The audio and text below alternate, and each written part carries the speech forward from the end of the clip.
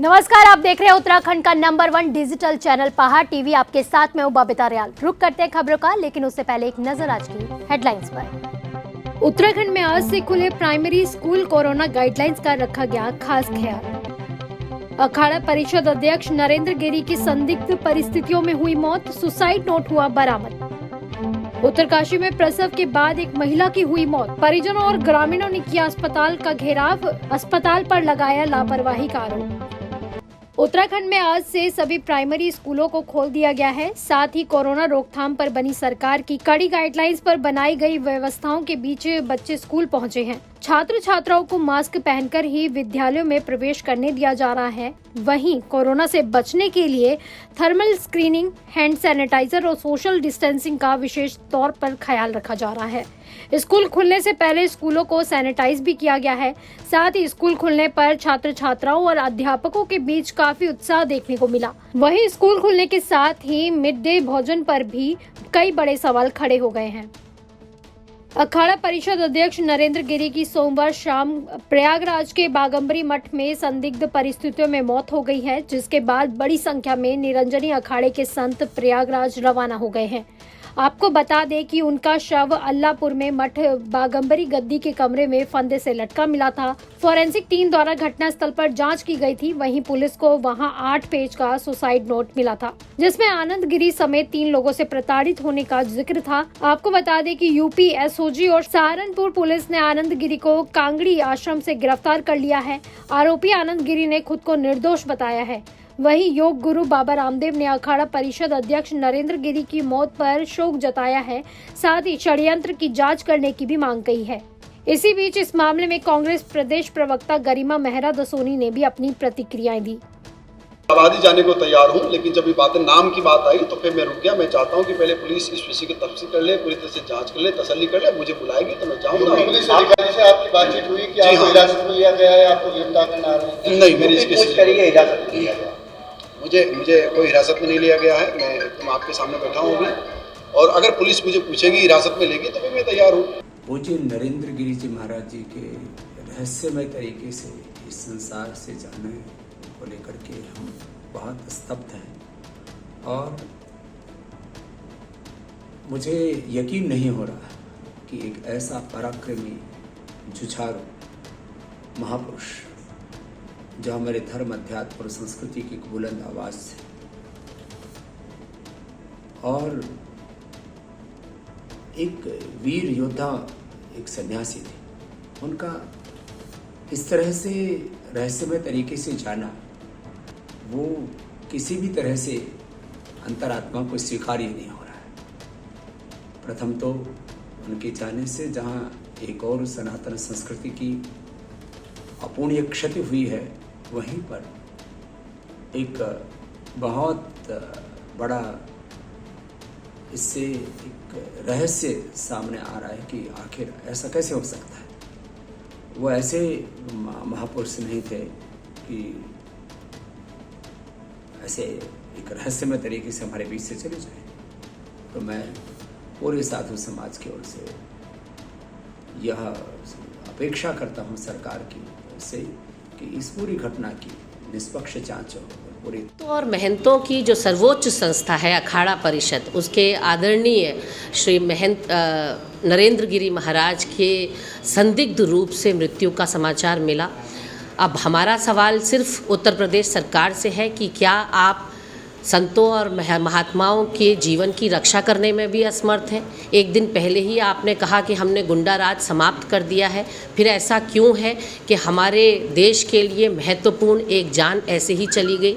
इसकी सघन जांच की हम मांग करते हैं, और कहीं ना कहीं हमें शक है कि ये आत्महत्या नहीं, सुनियोजित हत्या है, और योगी जी को इसके लिए पूरे देश के लोगों से माफ़ी मांगनी चाहिए, क्योंकि ये क्षति प्रदेश की नहीं, पूरे देश के लिए अपूर्णीय क्षति है। मैं महंत नरेंद्र गिरी महाराज के चरणों में अश्रुपूर्ण श्रद्धांजलि अर्पित करते हुए उनकी आत्मा की शांति के लिए ईश्वर से प्रार्थना करती हूँ। जिला अस्पताल उत्तरकाशी में प्रसव के बाद एक महिला की मौत हो गई। डुंडा प्रखंड निवासी एक महिला जो रविवार को जिला अस्पताल में प्रसव के लिए भर्ती हुई थी। महिला का प्रसव रविवार सुबह ही ऑपरेशन द्वारा हुआ। दोनों जच्चा और बच्चा ठीक थे, लेकिन अचानक शाम को महिला के पेट में दर्द होने लगा तो डॉक्टरों ने दूसरे ऑपरेशन करने की बात कही, लेकिन दूसरे ऑपरेशन करने के दौरान आशा की मौत हो गई। परिजनों का कहना है कि जिला अस्पताल के डॉक्टरों की लापरवाही के कारण महिला की मौत हुई है। इसी को लेकर परिजनों और ग्रामीणों ने जिला अस्पताल का घेराव कर जमकर हंगामा किया और संबंधित डॉक्टर और कर्मचारियों के खिलाफ कार्रवाई की मांग की है। परिजनों का कहना है कि जिला अस्पताल के डॉक्टरों की लापरवाही के द्वारा मौत हुई है। इसी को लेकर कल परिजनों ने जिला अस्पताल में जमकर हंगामा किया और संबंधित डॉक्टर और कर्मचारियों के खिलाफ कार्रवाई की मांग की। मुख्यमंत्री पुष्कर सिंह धामी ने कल कुमाऊं विश्वविद्यालय संघ कूटा की मांग पर मोहर लगाई और राज्य के सभी विश्वविद्यालय में कार्यरत संविदा और गेस्ट प्राध्यापकों को भी राजकीय महाविद्यालयों में कार्यरत संविदा अतिथि प्राध्यापकों की तरह न्यूनतम 35,000 मानदेय प्रतिमाह दिया जाएगा। उक्त जानकारी कूटा के डॉक्टर ललित तिवारी ने दी। उन्होंने बताया कि मुख्यमंत्री पुष्कर सिंह धामी के नैनीताल आगमन के दौरान कूटा का शिष्टमंडल विभिन्न मांगों के साथ इस मांग को भी प्रबलता से रख रहा था। कूटा ने इसके लिए मुख्यमंत्री, विधायक संजीव आर्या, डॉक्टर अनिल कपूर डब्बू, उच्च शिक्षा सचिव और सेक्शन ऑफिसर को धन्यवाद प्रेषित किया है। माननीय मुख्यमंत्री उत्तराखंड श्री पुष्कर सिंह धामी जी, प्रमुख सचिव उच्च शिक्षा का धन्यवाद ज्ञापित किया है कि उन्होंने उत्तराखंड के विश्वविद्यालयों के गेस्ट प्राध्यापकों की वेतन 35,000 रुपये निर्धारित करने का आदेश जारी किया है। इससे पूर्व उत्तराखंड शासन द्वारा राजकीय महाविद्यालयों के लिए गेस्ट फैकल्टियों के लिए 35,000 के वेतनमान का शासनादेश जारी किया गया था, किंतु विश्वविद्यालय उससे वंचित रह गए थे। कुमाऊं विश्वविद्यालय शिक्षक संघ ने माननीय मुख्यमंत्री के नैनीताल प्रवास पर इस बात को पुरजोर से रखा और माननीय मुख्यमंत्री जी ने इस बात को स्वीकार किया। इसके लिए कुमाऊं विश्वविद्यालय परिवार माननीय मुख्यमंत्री जी का धन्यवाद ज्ञापित करता है। उत्तराखंड की धामी सरकार आजकल भारी बरसात के बीच भी नदियों में अवैध खनन करवा रही है, जबकि बरसात के दिनों में खनन पर पाबंदी रहती है। मामला पौड़ी जनपद की सतपुली तहसील के अंतर्गत न्यार नदी में चमोली सैंड में दिए गए रिवर ट्रेनिंग परमिट का है। इस स्थान पर लगभग 25,000 मीट्रिक टन आरबीएम निकासी के लिए टेंडर निकाले गए थे। इस टेंडर के लिए 2 बार रिवर ट्रेनिंग परमिट को रिन्यू किया जा चुका है और अभी भी कागजों में 25,000 मीट्रिक टन आरबीएम नहीं निकला है, जबकि हकीकत में इस स्थान पर रात दिन अवैध खनन किया जा रहा है। सतपुली और आसपास के क्रशर प्लांटों में लाखों टन आरबीएम का अवैध रूप से भंडारण किया जा चुका है। क्योंकि सरकार ने इस मामले में आंख बंद की हुई है, लिहाजा स्थानीय राजस्व प्रशासन और पुलिस भी इसको अनदेखी कर रहा है। कल इस स्थान पर तीसरी बार रिवर ट्रेनिंग का परमिट रिन्यू कर काम शुरू किया गया था, तो ग्रामीणों ने इसका जमकर विरोध किया। ग्रामीणों का आरोप है कि खनन कारोबारी उनके व्यक्तिगत सड़क मार्ग का खनन सामग्री से लदे डंपरों के आने जाने में बेतहाशा प्रयोग कर उसे बर्बाद कर रहे हैं। साथ ही उनकी वन संपदा को भी बर्बाद किया जा रहा है। का रास्ता है, निजी रास्ता है, हमारी जमीनें कटी हुई हैं, हम उसका मुआवजा मांग रहे हैं, इसलिए हमने ट्रक खड़े कर रखे हैं और ठेकेदार लोग इसमें देने को इतराज कर रहे हैं। इसलिए यहाँ पे हमने इकट्ठा अपनी गांव के वो सहमति जोड़ा रखी है। आपके यहाँ से कितने ट्रक रोज गुजरते हैं? यहाँ से कम 300 ट्रक रोज जाते हैं, आते जाते हैं। देखिए, उत्तराखंड सरकार का जो भ्रष्टाचार है उसका एक जीता जागता नमूना है ये जो चमोली सैंड में यहाँ पे नया नदी में बार बार यहाँ पर खनन का जो परमिट जारी कर रही है सरकार। मात्र 25,700 टन यहाँ पे आरबीएम था, जो रिवर बेड मटेरियल होता है, खनन सामग्री होती है, वो मात्र इतनी थी। लेकिन ये 3 बार इसका टेंडर किया गया और नदी का सीना जो है छलनी किया जा रहा है, वहाँ पे इतना मटेरियल है नहीं। और जो यहाँ पे खनन कारोबारी आते हैं, फिर इसकी वजह से क्योंकि माल वहाँ पे है नहीं, तो अवैध खनन करते हैं। रात दिन यहाँ पे अवैध खनन चलता है, रात भर यहाँ से गाड़ियाँ निकलती हैं, यहाँ से सतपुली की तरफ जाती हैं और जगह जगह यहाँ पे आसपास जो क्रेशर है वहाँ जाती है। इसमें जो राजस्व प्रशासन है उसकी मिलीभगत रहती है, पुलिस भी इसमें आंख बंद करके रहती है। उत्तराखंड में सत्ता बदलने और सरकार के द्वारा महंगाई में लगातार हो रही बढ़ोतरी, भ्रष्टाचार, बेरोजगारी, 3 कृषि कानून को लेकर कांग्रेस की ओर से निकाली जा रही है परिवर्तन यात्रा। ये परिवर्तन यात्रा हरिद्वार, रुड़की के बाद कल लक्सर पहुंची थी। आपको बता दें कि परिवर्तन यात्रा में शामिल पूर्व मुख्यमंत्री हरीश रावत, प्रदेश प्रभारी देवेंद्र यादव, सह प्रभारी दीपिका पांडे, प्रदेश अध्यक्ष गणेश गोदियाल, नेता प्रतिपक्ष प्रीतम सिंह के लक्सर पहुंचने पर कांग्रेसी पदाधिकारी और कार्यकर्ताओं ने ढोल नगाड़ों और फूल मालाओं के साथ जोरदार तरीके से उनका स्वागत किया। हरीश रावत ने कहा कि ये परिवर्तन यात्रा निश्चित रूप से सत्ता को परिवर्तित करने का काम करेगी। साथ ही उन्होंने कहा कि कांग्रेस की सरकार आने पर कांग्रेस 200 यूनिट बिजली मुफ्त के अलावा 200 रुपए की सब्सिडी गैस सिलेंडर पर देगी। साथ ही महंगाई को कम करने के साथ साथ बेरोजगार नौजवानों को रोजगार देने का काम भी करेगी। प्रदेश में सड़क दुर्घटनाओं की संख्या लगातार बढ़ती जा रही है। आए दिन पहाड़ों में हो रहे हादसों से कई जानें चली गई हैं, तो वहीं कई लोग गंभीर रूप से चोटिल भी हुए हैं। इस महीने गढ़वाल से लेकर कुमाऊं तक कई सड़क हादसे हुए हैं। इन दुर्घटनाओं में कई लोगों की तो मौतें तक हो चुकी हैं। ऐसा ही एक हादसा आज सुबह 9:30 बजे रुद्रप्रयाग जनपद में हुआ, जहां एक पिकअप वाहन दुर्घटनाग्रस्त हो गया। आपको बता दें कि आज पुलिस चौकी सोनप्रयाग द्वारा सुबह 9:30 बजे एसडीआरएफ को घटना की सूचना दी गई। उक्त घटना की जानकारी प्राप्त होते ही rescue team inspector Anirudh Bhandari और टीम तत्काल रेस्क्यू के लिए घटना स्थल पर पहुंच गई। वहीं रेस्क्यू कार्य भी आरंभ कर दिया गया। दुर्घटनाग्रस्त पिकअप वाहन में 10 स्थानीय लोग सवार थे। वाहन अनियंत्रित होने से पलट गया, जिससे सभी लोग घायल हो गए। एसडीआरएफ रेस्क्यू टीम द्वारा त्वरित रेस्क्यू करते हुए डीडीआरएफ और स्थानीय पुलिस के सहयोग से सभी घायलों को बाहर निकाला गया, जिसमें 4 घायलों को अपने वाहन से और अन्य को एम्बुलेंस के माध्यम से उपचार केंद्र पहुंचाया गया। प्रदेश में उच्च न्यायालय से 4 धाम यात्रा पर लगी रोक हटने के बाद राज्य सरकार द्वारा 4 धाम यात्रा में आने वाले सभी श्रद्धालुओं के लिए एसओपी जारी की गई है, जिसके चलते जनपद उत्तरकाशी में यात्रा व्यवस्थाओं को बनाए रखने और श्रद्धालुओं को किसी भी तरह की सहायता देने के लिए यात्रा मार्ग पर अतिरिक्त पुलिस बल तैनात किया गया है। यमुनोत्री धाम में यात्रा व्यवस्था और सुरक्षा व्यवस्था के लिए लगे पुलिस का जायजा लेने पुलिस उपाध्यक्ष बड़कोट द्वारा यात्रा मार्ग पर पड़ने वाले डामटा बैरियर और नौगांव चौकी का निरीक्षण किया गया, जिसमें उनके द्वारा ड्यूटी में लगे सभी पुलिस जवानों को ब्रीफ करते हुए उत्तराखंड सरकार द्वारा जारी एसओपी के तहत यात्रा पर आने वाले सभी श्रद्धालुओं को कोविड नियमों का पालन कराते हुए यात्रा करने की अपील करने के लिए बताया। लायंस क्लब देहरादून वेस्ट के द्वारा IRDE ऑडिटोरियम में विभिन्न विभागों में प्रशासनिक पदों का कार्यभार देख रहे अधिकारियों और शिक्षा के क्षेत्र में योगदान दे रहे शिक्षकों के लिए सम्मान समारोह का आयोजन किया गया। इस अवसर पर प्रेरणा रावत और साथ ही प्रोफेसर CIMS को समर्पित शिक्षक प्रमाण पत्र द्वारा सम्मानित किया गया।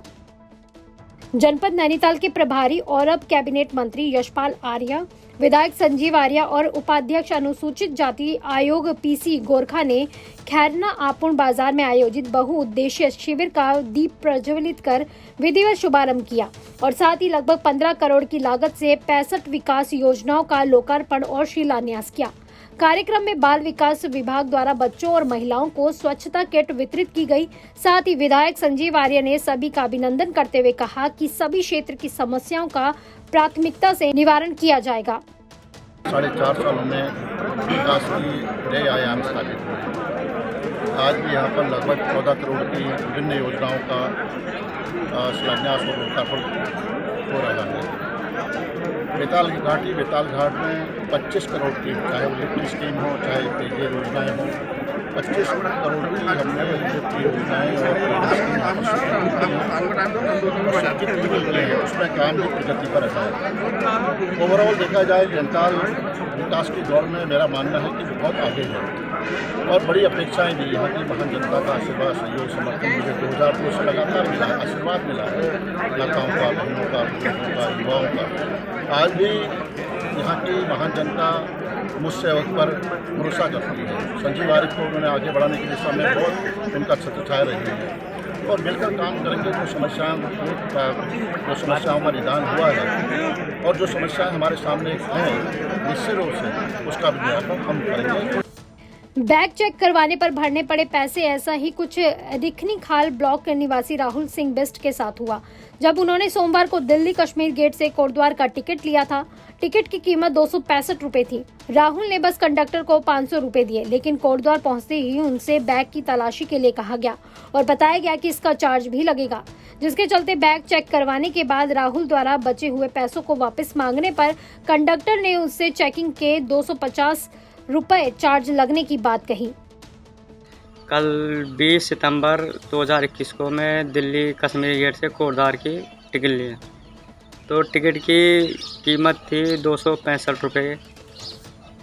मैंने बस कंडक्टर को 500 रुपये दिए और उन्होंने मेरे को 235 रुपये रिटर्न करने थे। जब मैं कोटद्वार पहुंचा तो मेरे को बोला गया कि आपके बैग का तलाशी ली जाएगी और इसका चार्ज लगेगा।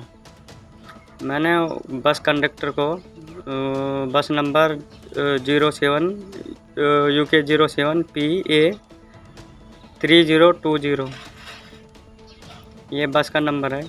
मैंने बस कंडक्टर को अपना बैग पूरी चेक करा के उसको बोला कि मेरा सामान है, मैंने चेक कर लिया, आप मेरे को पैसे रिटर्न क्यों नहीं दे रहे हो? बोले कि इसके पैसे लगेंगे 250 रुपये।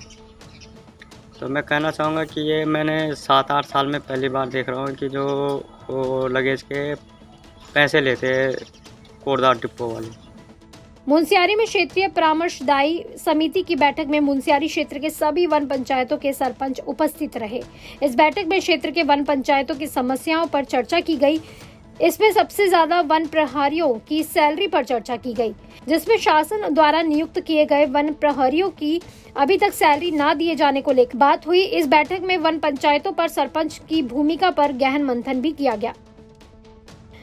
देहरादून के सुभाष नगर क्लेमेंट टाउन थाना क्षेत्र अंतर्गत डीके मित्तल और उनकी पत्नी सुशीला मित्तल की कोविड काल में मौत हो गई थी, जिसके बाद उनकी करोड़ों की प्रॉपर्टी को लेकर तत्कालीन भाजपा की नेत्री महिला मोर्चा महामंत्री रीना गोयल पर आरोप लगे थे कि उन्होंने षड्यंत्र के तहत बुजुर्ग दंपत्ति की संपत्ति हड़पने के लिए फर्जी वसीयतनामा और एक फर्जी ट्रस्ट बनाकर करोड़ों की संपत्ति अपने नाम करने की साजिश रची थी।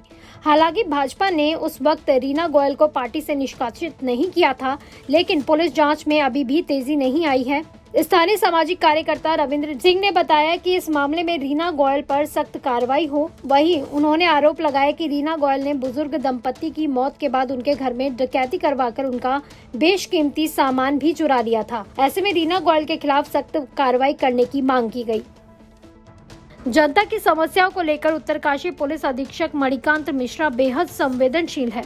कल उनके द्वारा पुलिस कार्यालय में प्रेस कॉन्फ्रेंस में बताया गया कि अब वो प्रत्येक कार्य दिवस पर दोपहर 12 से 1 बजे तक जनता की समस्याओं के निराकरण के लिए उपलब्ध रहेंगे। इस समय आमजन अपनी समस्या को सीधे पुलिस अधीक्षक उत्तरकाशी के समक्ष रखकर समाधान पा सकेंगे।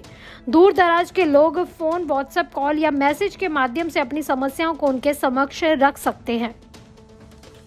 जनपद उत्तरकाशी के ग्राम नाल्ड विकास खंड भटवाड़ी में सोमवार से मशरूम की खेती को लेकर 10 दिवसीय प्रशिक्षण कार्यक्रम 2 बेंचों में शुरू हुआ, जिसकी जानकारी निदेशक आर सेठी प्रमोद कुमार ने दी। उन्होंने कहा कि NRLM और SHG की 50 महिला सदस्यों द्वारा प्रशिक्षण में प्रतिभाग किया गया था। स्वरोजगार प्रशिक्षण में प्रतिभागियों को बेहतर तरीके से प्रशिक्षण देकर आत्मनिर्भर बनाया जाएगा, ताकि प्रशिक्षणार्थी स्वयं के रोजगार से अपनी आर्थिकी मजबूत कर सके। उत्तरकाशी पुलिस के जन जागरूकता अभियानों के क्रम में पुलिस अधीक्षक उत्तरकाशी के निर्देशानुसार उत्तरकाशी पुलिस द्वारा राजकीय बालिका इंटर कॉलेज में जन जागरूकता शिविर आयोजित कर कॉलेज की छात्राओं को हाल ही में पुलिस मुख्यालय उत्तराखंड द्वारा जारी महिला हेल्पलाइन से संबंधित गोरा शक्ति ऐप और पब्लिक आई ऐप के संबंध में विस्तृत जानकारी देकर जागरूक किया गया। छात्राओं को बताया गया कि महिलाओं के लिए सुरक्षा कवच है उत्तराखंड पुलिस का गोरा शक्ति ऐप। महिलाओं में अब घबराने की जरूरत नहीं है। उत्तराखंड पुलिस ने महिलाओं की सुरक्षा और विपरीत हालात में महिलाओं की मदद करने के मकसद से गोरा शक्ति ऐप तैयार किया है, जिसके माध्यम से प्राप्त होने वाली समस्याओं और शिकायतों का रिस्पांस टीम द्वारा तत्काल मौके पर पहुंचकर निस्तारण किया जाता है और आपात स्थिति में पुलिस सहायता उपलब्ध कराई जाती है। पर्यटन विभाग द्वारा साहसिक पर्यटन मद से साहसिक खेलों में रुचि रखने वाले जनपद उत्तरकाशी के युवक और युवती के लिए निःशुल्क 16 दिवसीय गाइड प्रशिक्षण का आयोजन 23 सितंबर 2021 से 8 अक्टूबर 2021 तक हैनीफील्ड सेंटर वुडस्टॉक स्कूल मसूरी में किया जाएगा। सोमवार को जिलाधिकारी मयूर दीक्षित द्वारा हरी झंडी देकर उक्त दल को रवाना किया गया। साथ ही प्रशिक्षण में भटवाड़ी ब्लॉक के 10, मौरी ब्लॉक के 10 प्रतिभागियों द्वारा प्रतिभाग किया जा रहा है। इस दौरान मुख्य विकास अधिकारी गौरव कुमार, जिला पर्यटन अधिकारी प्रकाश खत्री सहित अन्य उपस्थित थे। गवर्नमेंट पेंशनर्स वेलफेयर ऑर्गेनाइजेशन का धरना 27वें दिन भी जारी रहा। अल्मोड़ा जिले के विकास खंड भिकियासैंण तहसील मुख्यालय में धरना स्थल पर वक्ताओं ने गोल्डन कार्ड में विसंगतियों को दूर करने की मांग को दोहराया। उन्होंने कहा कि प्रदेश सरकार वरिष्ठ नागरिकों की जायज मांग के प्रति संवेदनशील नहीं है। उन्होंने साथ ही ये भी कहा कि सरकार को इसका खामियाजा भुगतना होगा। धरना स्थल पर सल्ट विकास खंड के पेंशनरों की तादाद अधिक रही। शाखा अध्यक्ष तुला सिंह तड़ियाल ने कहा कि भिकियासैंण से शुरू हुए आंदोलन पूरे प्रदेश में फैल चुका है। सरकार को मांगों को लेकर सुनवाई करनी ही होगी। सेवानिवृत्त जिला विद्यालय निरीक्षक DS नेगी ने आंदोलन को तेज करने के साथ इसके लिए न्यायिक रास्ता अख्तियार किए जाने की राय जाहिर की। अल्मोड़ा जिले के जागेश्वर विधानसभा में भाजपा वरिष्ठ नेता सुभाष पांडे का ग्रामीणों ने फूल माला पहनाकर स्वागत किया। जागेश्वर विधानसभा के मंडल लमगड़ा मंडल के सड़क वंचित सुदूरवर्ती जागेश्वर विधानसभा के अंतिम छोर मोरी पट्यूड़ी गांव में ग्रामीणों से जनसंपर्क किया गया। ग्रामीणों की समस्याएं सुनी गई। साथ ही क्षेत्र के सड़क और पेयजल के मामलों को लेकर ग्रामीण की मांग पर जल्द ही देहरादून जाकर मुख्यमंत्री से वार्ता कर समस्या का समाधान करने का आश्वासन भी दिया गया। ग्रामीणों ने सरकार द्वारा चलाई जा रही योजनाओं से खुश होकर भाजपा की कई सदस्यता ग्रहण की। अल्मोड़ा जिले के सल्ट विधानसभा के स्यालदे के अंतर्गत कालिंका मंदिर मटखानी में सौंदर्यीकरण निर्माण कार्य के लिए धनराशि स्वीकृत हो चुकी है। विधायक सल्ट महेश जिना ने विधिवत भूमि पूजन कर कार्य का शुभारंभ किया, जिसमें टिन सेट और टाइल्स का कार्य है। पूर्व विधायक सुरेंद्र सिंह जिना द्वारा पर्यटन विभाग से 82 लाख से ज्यादा रुपए मंदिर सौंदर्यीकरण के लिए स्वीकृत हो चुके हैं, जिसका शुभारंभ सल्ट विधायक महेश जीना द्वारा किया गया है। निर्माण कार्य जल्दी ही शुरू होगा। मंदिर का सौंदर्यीकरण के साथ ही कालिंका मटखानी रोड डामरीकरण स्वीकृत होने से विधायक महेश जीना के विकास कार्यों का सभी क्षेत्रीय लोगों ने धन्यवाद कर उनका आभार जताया। राज्य सरकार हो या फिर केंद्र सरकार, दोनों गरीबों के विकास के लिए कई योजनाएं और कई बड़ी घोषणाएं करते रहते हैं। आपको बता दें कि प्रदेश के कद्दावर नेता पर्यटन और PWD मंत्री सतपाल महाराज की विधानसभा चौबट्टा खाल के एकेश्वर ब्लॉक ग्राम सभा कोरली के गोदई गांव में वर्तमान में 10 परिवार रह रहे हैं, जिनमें 9 परिवारों की आर्थिक स्थिति का अंदाजा आप उनके घरों को देखकर ही लगा सकते हैं। किसी भी घर की स्थिति सही नहीं है। किसी पर पानी से बचने के लिए पन्नी डाली गई है तो किसी के छत पर बड़ा छेद हो रखा है तो किसी की दीवार लटकने को तैयार है। वर्तमान ग्राम प्रधान पति और पूर्व प्रधान रविंद्र कुमार से पूछा गया तो उनका कहना था कि PM आवास योजना से अभी उनकी ग्राम सभा में केवल 2 परिवार चिन्हित हुए हैं। जल्द ही इनका नाम भी दिया जाएगा। आज प्रदेश प्रवक्ता आशुतोष नेगी ने विधायक सतपाल महाराज को संज्ञान लेने को कहा। मेरा नाम विपिन कुमार जी, कब आए आप घर? मैं भेजी लॉकडाउन बटे गाड़ी से। तो यहाँ पहले घर में कौन रहता था? पहले माँ जी रहने जाए। माँ जी रहती थी। माता जी फिलहाल एक्सपायर हो गई। अच्छा, 10 साल वर्ष ऊपर हो गया माता जी तक। अच्छा, तो ये मकान की स्थिति बहुत ख़राब है। कभी माता जी रहती थी या माना आप हैं, अब आपने कभी जनप्रतिनिधि से बोला कि मकान की स्थिति बहुत खराब? हाँ, प्रधान जी ने बोल चाहे तो बोल चाहे पहले जो पुराने लोग हैं उनका करना पड़ेगा, उसके बाद करेंगे आपका, लेकिन बहुत बाद में करेंगे। बाद में करेंगे। जो पुराने लोगों से उनका मतलब क्या है? तो आपकी माता जी भी तो पहले यहाँ पे रहती? वही तो, हाँ, हमारी माता जी पहले हमें रहना चाहिए। अच्छा, लेकिन वो क्या बताया। लेकिन जो आप ये बता रहे हैं कि वहाँ पे मकान क्षतिग्रस्त हैं और कुछ दिल्ली से और बाहर से भी प्रवासी लोग आके उनमें रह रहे हैं, तो देखिए ये जिम्मेदारी तो जो वहाँ के ब्लॉक प्रमुख हैं, जो वहाँ के विधायक हैं, जो वहाँ के ग्राम प्रधान हैं, इन सारे लोगों की जिम्मेदारी है कि इसके बारे में वो सरकार को बताएं, अपने जनप्रतिनिधि को बताएं। जैसा कि चौबट्टा खाल विधानसभा है वो और सतपाल महाराज विधायक हैं, तो उन्हें इस चीज़ का संज्ञान लेना चाहिए। और अगर 2-3 लोगों को वहाँ पे प्रधानमंत्री आवास योजना में मकान बनने की बात हो रही है तो भाई और लोगों के भी होने चाहिए ना।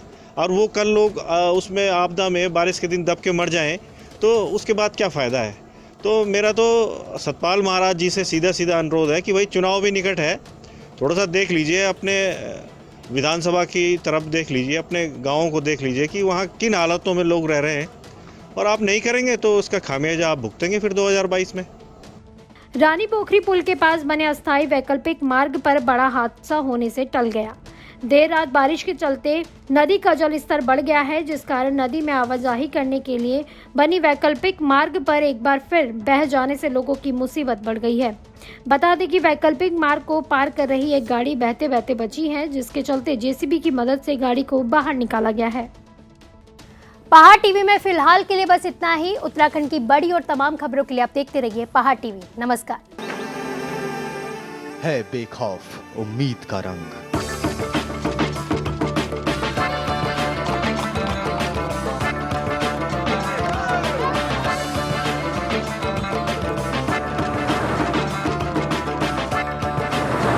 है आस्था भी।